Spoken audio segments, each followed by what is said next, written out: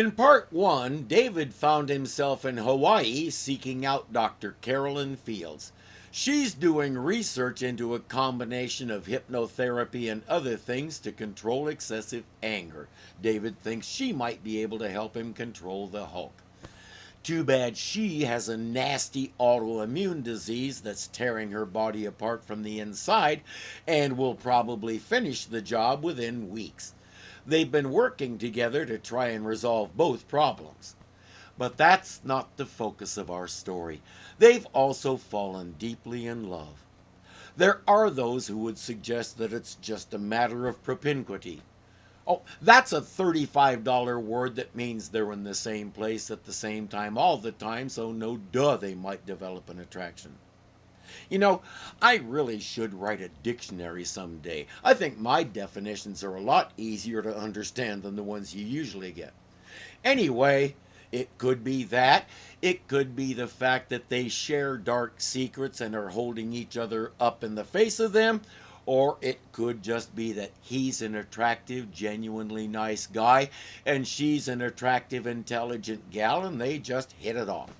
Whatever the cause, it's there, and they are thoroughly enjoying it. How you feeling? I feel good. Oh, there's someone at the door. Well, if it's Attila Hun, tell him you gave it the office. What?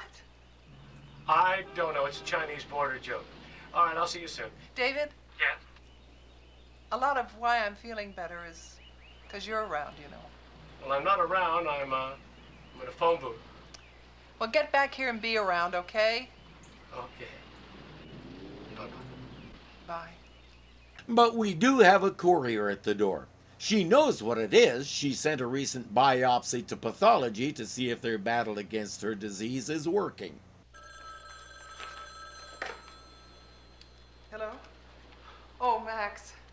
Yeah, thanks for processing the pathology reports so quickly. No, I'm just looking at my copies now.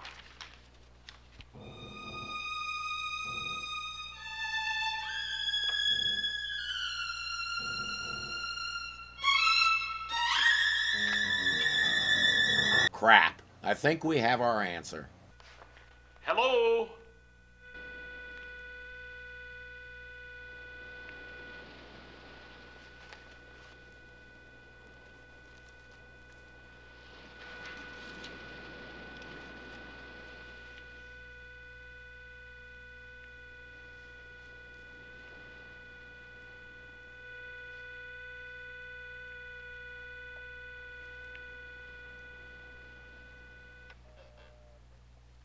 Where is she?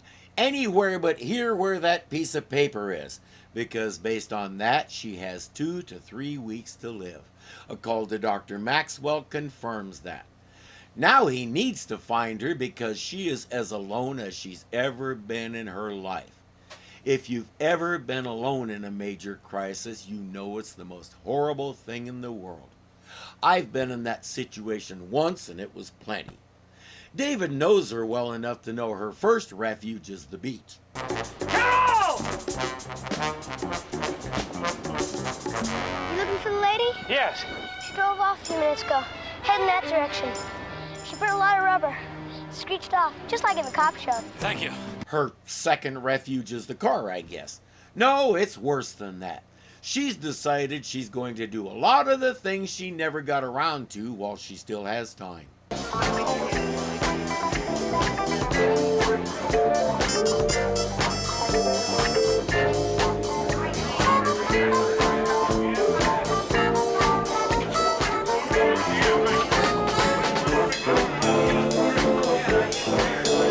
Such as getting drunk and trying to get picked up at a bar. I should probably rephrase that because when you look like her, you don't actually have to try. It happens naturally. Good evening. What can I get you? I'll have a double something. You make a delicious Mai Tai. Terrific. Hey, that's my wife's drink of choice. I'm a margarita person myself. The thing is, we both have strict limits. 2 max. Wherever I am, after the second margarita, I switch to root beer. She usually switches to water. Today, Carolyn doesn't have those limits, and her brain is not accustomed to all that alcohol.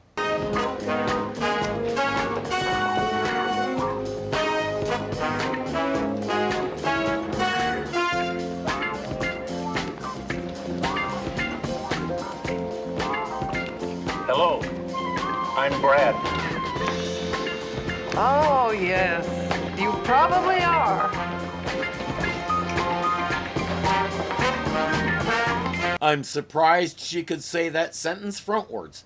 Soon Brad and his wingman are dancing with Carolyn, another woman, when the inevitable suggestion comes up. Let's get out of here and go someplace more private. She's so drunk by now that doing anything with her could be considered that awful thing that if you say it out loud you get demonetized. She's the definition of vulnerable right now.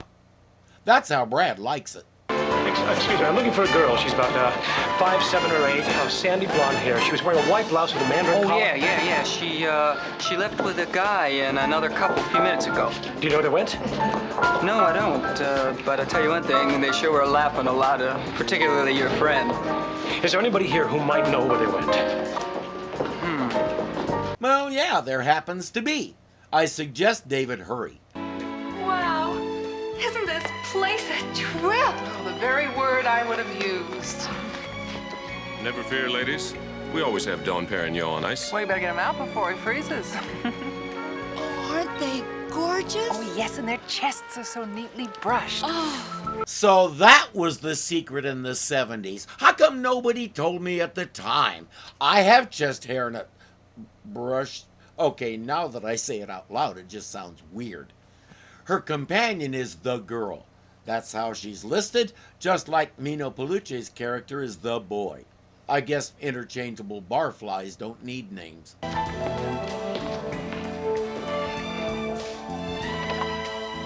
Hi, I'm looking for a friend of mine, Carolyn Fields. What for? Well, it's just rather important that I talk with her, that's all. She's kind of busy right now, you know. What's going down? I have to see Carolyn. Who? Carolyn, the blonde. He starts trying to point out that she is very sick and he needs to get her home. As if these guys are going to let a little thing like a fatal disease get in the way of their wee-wees. Excuse me. Hey, look out, man! Hey, man! Too much champagne. We don't like party crashers. Let me go! Damn it! They're going to wish they hadn't done that. They toss him over the balcony and down to the bottom floor. That'll do it. Far out. Go down and show our guest out.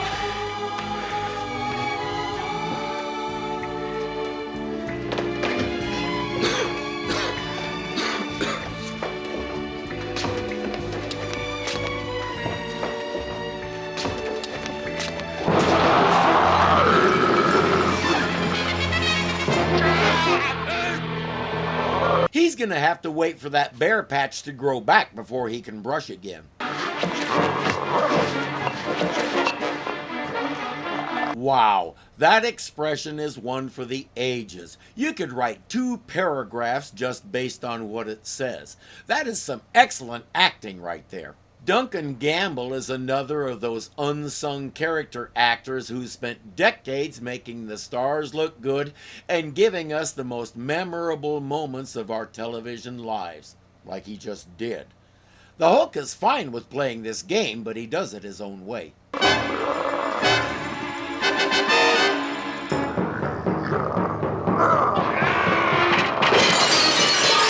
Your turn. I don't think Mark wants to play anymore. Oh, Brad!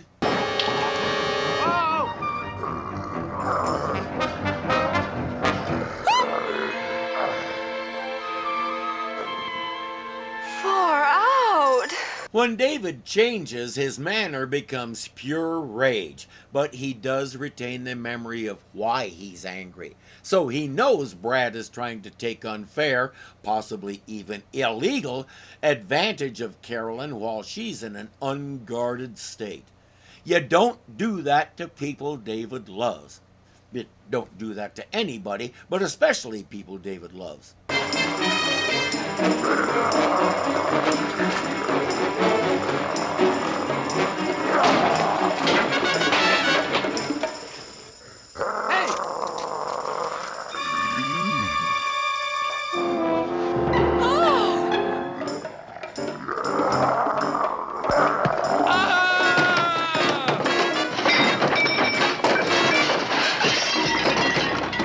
You have to know that didn't hurt half as much as revealing his secret. Thanks to the resident space cadet over there, it'll be all over that bar by tomorrow. Hey Brad, welcome to the Incel Club.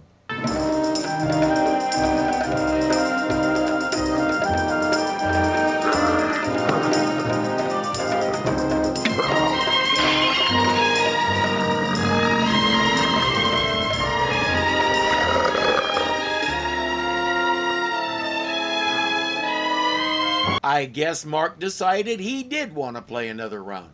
Okay then, the Hulk will take one more turn.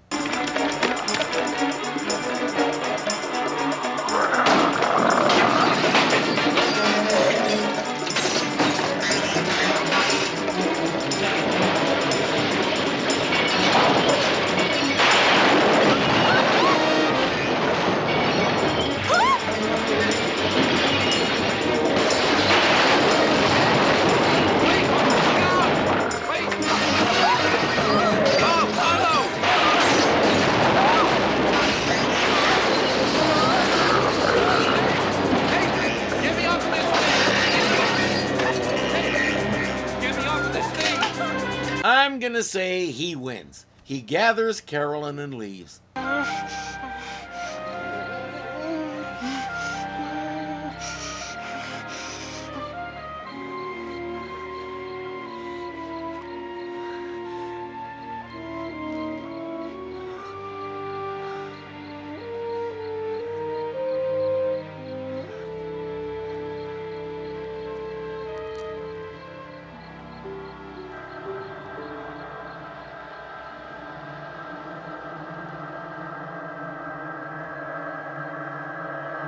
She watches him change back to David.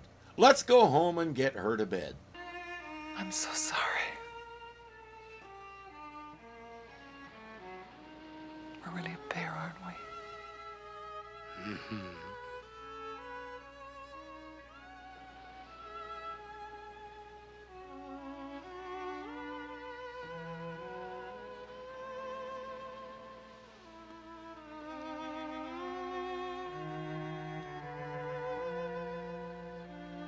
Not exactly what I meant, but I have to say, took you long enough. If she wants to make the most of the time she has left, she has the means to do that right here. What she was trying to do is less than a shadow of what it can be with someone you've come to love so deeply you can't even put it into words, and giving yourself to them is the best way you can find to express your love. Brad? He thinks he has to conquer all these women to make him a manly man. Brad is insecure like all guys with that attitude. However, as we saw, Brad has a reason to be. He needs to adopt a wonderful slogan that I heard once. Going bald is no disgrace. You lose some hair, but you gain some face.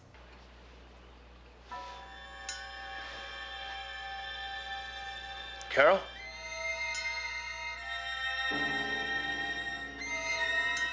Carolyn? Carolyn? Carolyn?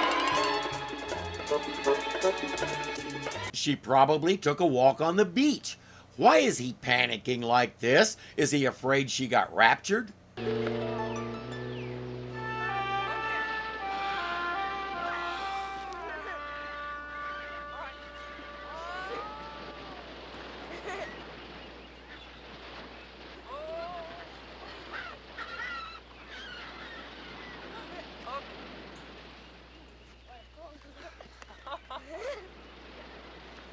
She is making the most of every moment. It's bittersweet for her because she knows she'll never have one of those of her own or even have the chance. David realizes that he loves her more than he ever imagined despite the expiration date. The most amazing thing is, all of that is conveyed without a single spoken word. It's all done with angles, expressions, and music. I am frankly in awe.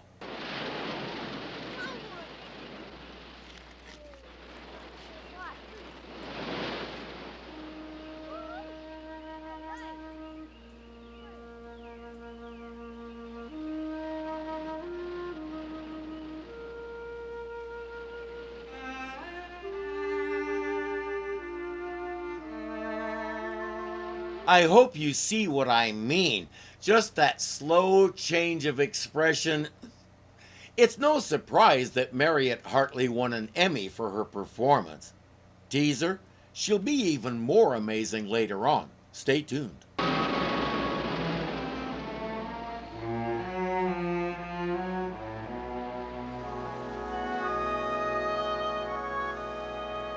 Marry me.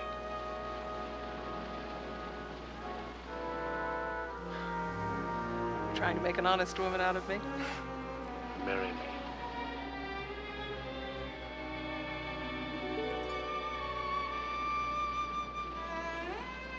She doesn't understand. They know what's coming, so what's the deal with this? It'd make me happy. For how long? For however long there is. We're not talking about your car's extended warranty. This is a lifetime. How long is a lifetime? How long is a piece of string? This moment right now is all any of us is guaranteed. He could have a heart attack and drop right now. Her disease could go into remission for the next 50 years. Nobody knows. At our first wedding, my wife and I sang a song called "We Have This Moment Today." That's all we have. She's still asking why. He has to explain it's because the expression "friends with benefits" hasn't been invented yet. I once heard a story about a man being chased by a tiger. He came to a cliff. I know this story. The tiger charged at him, and at the last second he stepped aside and the tiger went over. No, wait, that was Wile E. Coyote. Now I'm all confused. He fell, but he grabbed a branch, and he just hung there, just out of reach of the tiger. And he looked down, and you know what he saw? Another tiger, waiting for him to drop. Now he definitely needs to make that first tiger do a Wile E. Coyote. And then, he felt that the branch he was clinging to was coming out of the cliff by the roots. Now, while all this was happening, he noticed something. He noticed, growing in the cliff beside him, a single wild strawberry. And he couldn't help thinking, of course it is, and I hate strawberries. It couldn't be an orange or a grape. And with his free hand, he reached out and picked it. And he ate it.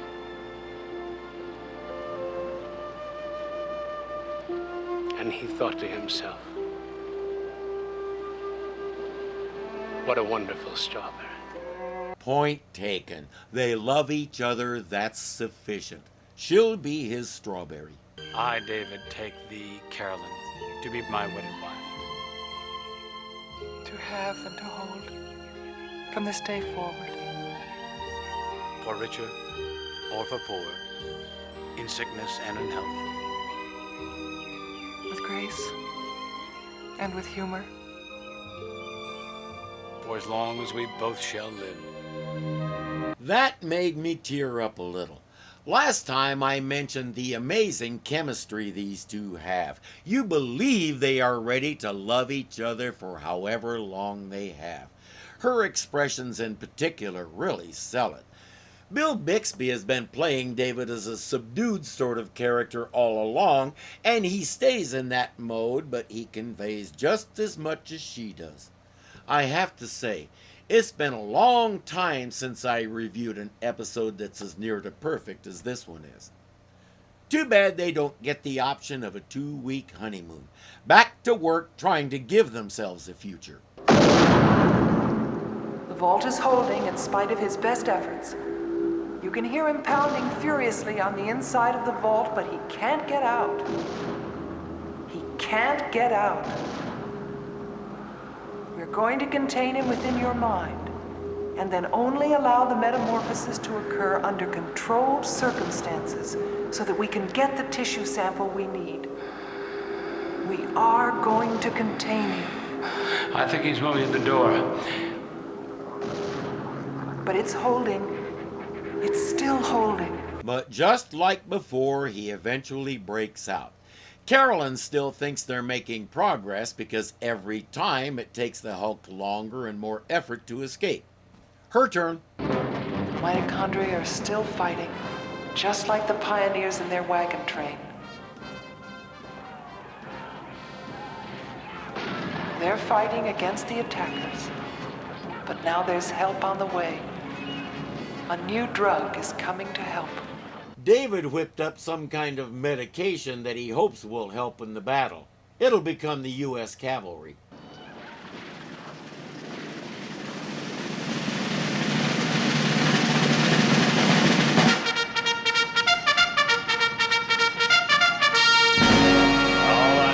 Like a good idea to me, little lady.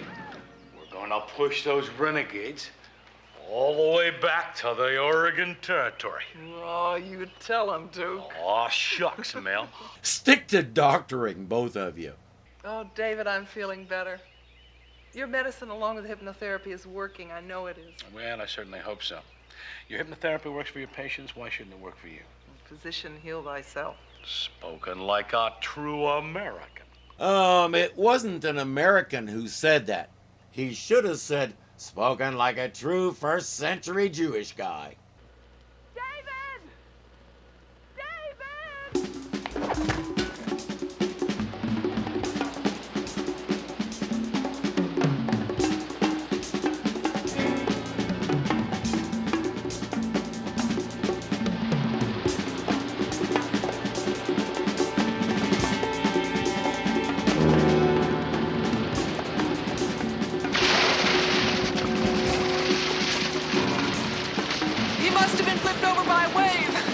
He has a pulse, but he's not breathing.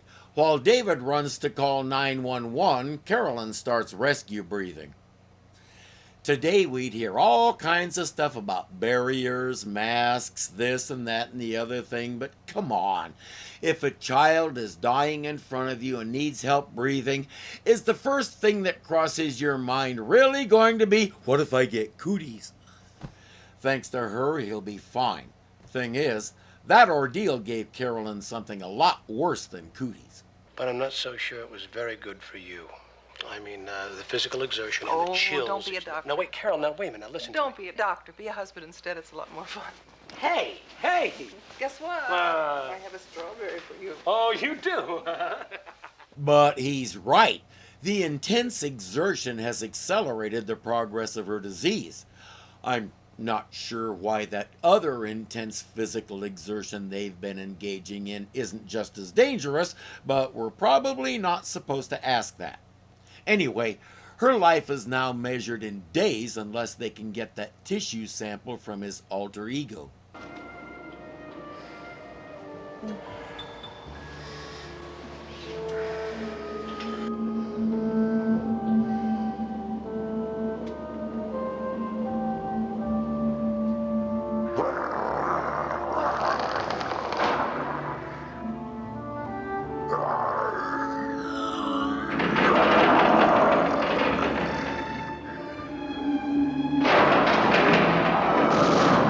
That morphs into a montage of his life with Carolyn.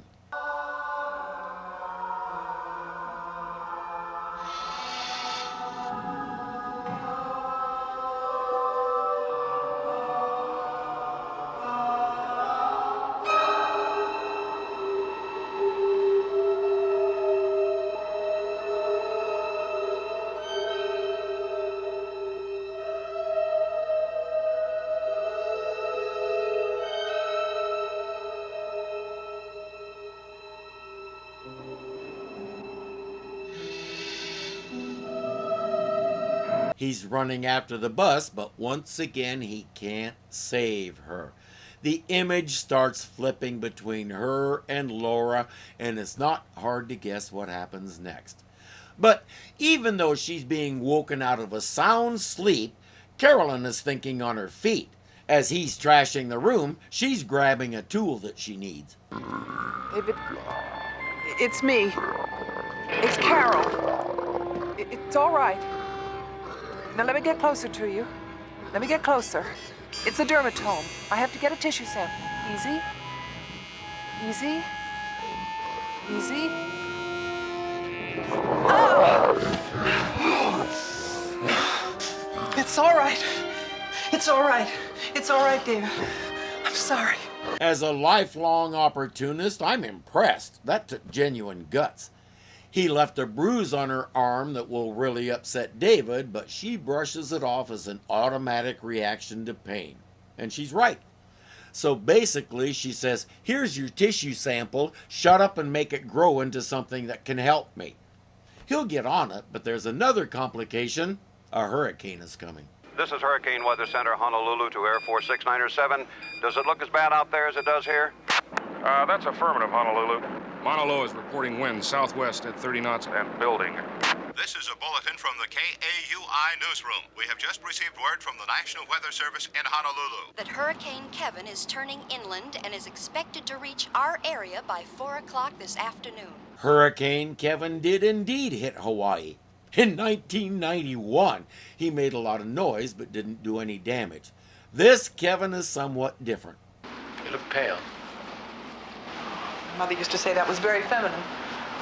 Your symptoms have been accelerating ever since you exerted yourself trying to save the boy. Well, what the hell did you expect me to do? Let him drown?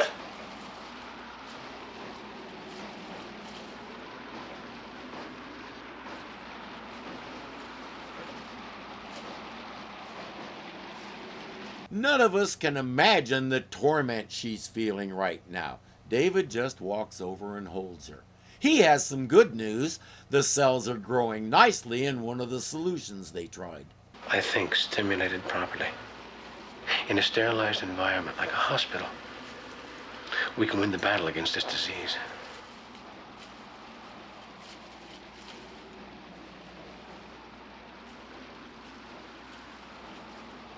What?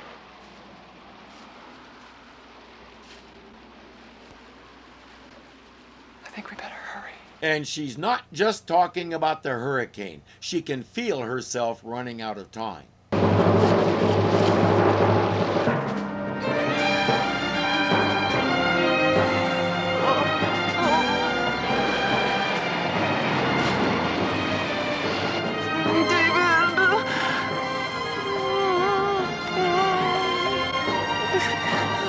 She's in so much pain she can't form words. This is difficult to watch, and I know it's not real. In world, I can't imagine what it's like for David. Several years ago, my wife had a bad case of pericarditis. One night, her heart started racing and would not slow down. She was writhing in pain almost as much as Carolyn is. I ran her to the emergency room and they called her cardiologist.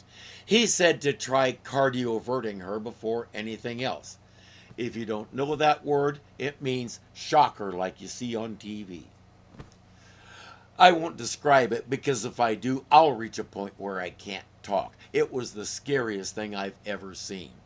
The difference is, I knew my wife could be cured. David is watching another wife die.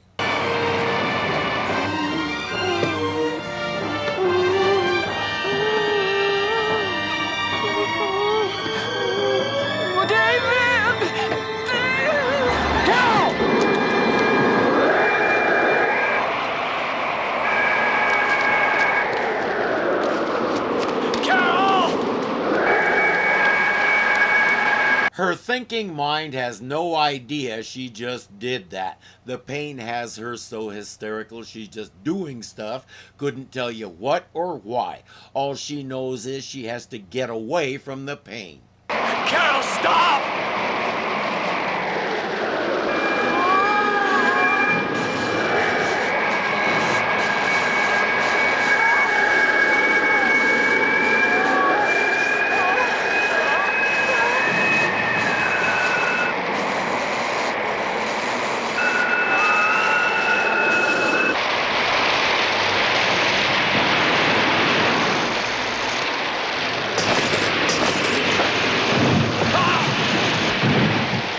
For a second time, the woman he loves is dying and he can't get to her. Except this time he can.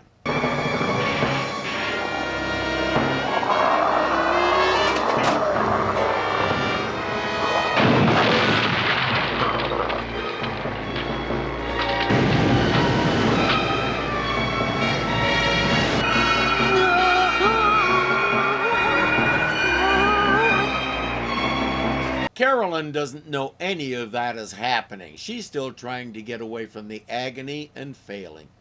Ultimately, it's too much. At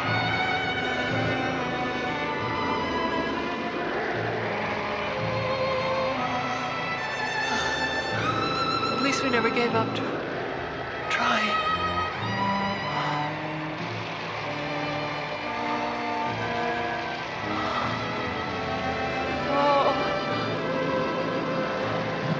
I'll miss you, David.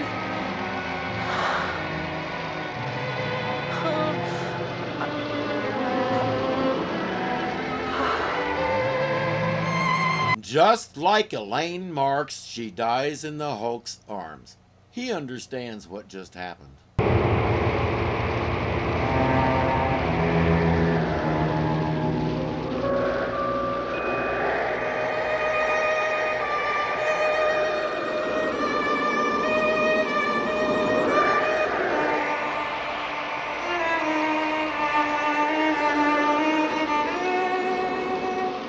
We watch the storm pass, the sky and the seas are calm again, and David is still holding her. I felt that the footage in between the Hulk and David was a bit too long, but that's just me.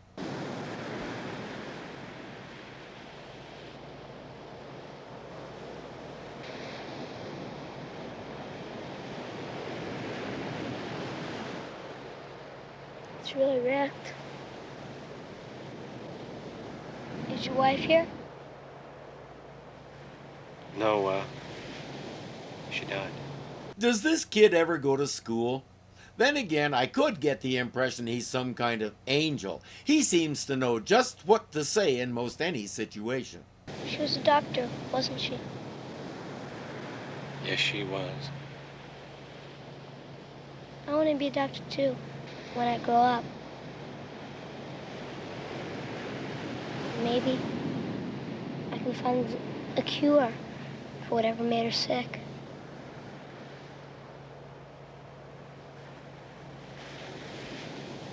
I wouldn't even be around to try if she hadn't saved my life. Even though it meant drastically shortening hers. I think she'd say it was worth it. You weren't married very long, huh?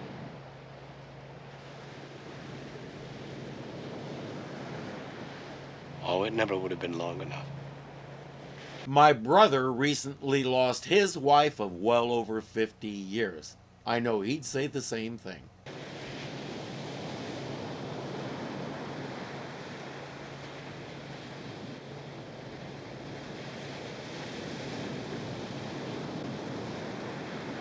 My grandmother always says, people never die as long as somebody remembers them.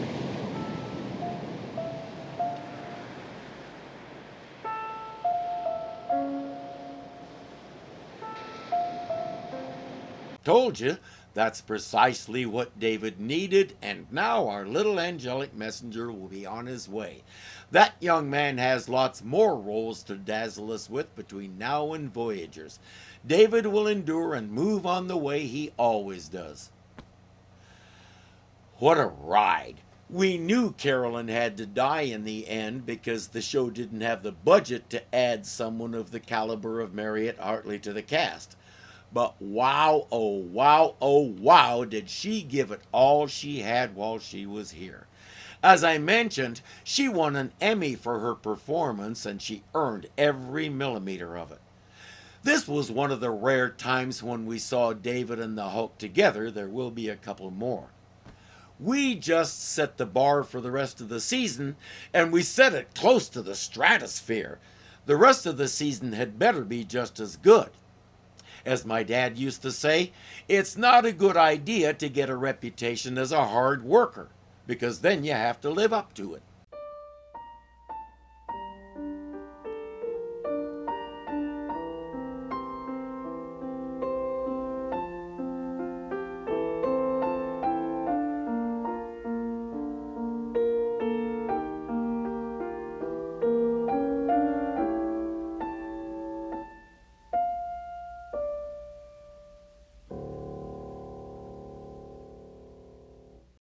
think my definitions, good grief. Say it out loud, it sounds, that slow down. At the last second, he stepped aside and the tiger, been engaging in his, come on, David.